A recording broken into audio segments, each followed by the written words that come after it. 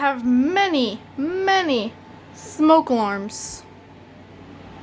And Abby is sound asleep.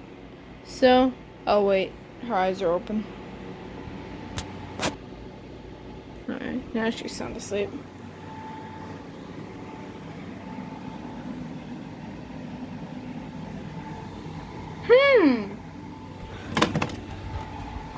Let's see if she'll wake up.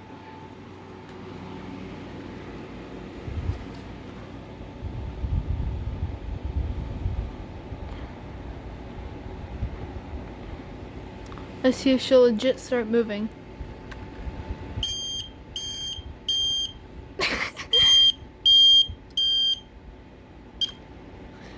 She got up. She knows. She knows the sound of a smoke alarm. I cannot believe this. I think Abby knows when to get up and when not. I mean, you kind of moved. Now let's try this one. The one that's up here. She knows the sound. She knows the sound. Oh my gosh, she's legit moving. She's actually moving. And finally, for my final test, a carbon monoxide alarm.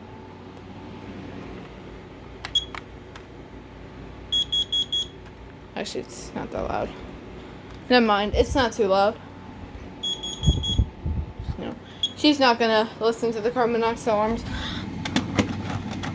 because they're not loud. She usually listens to the actual phone. And for our final test, an actual fire alarm.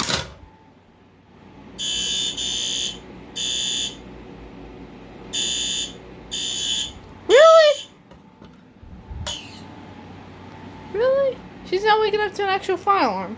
Well, maybe it's because of how far away it is, but I don't know. Well, that was a bit of a random video because we're still bored.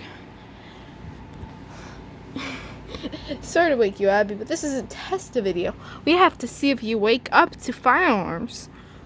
It's not. Well, I mean, you woke up to 2 fire alarms out of 4. So, 2.5 stars.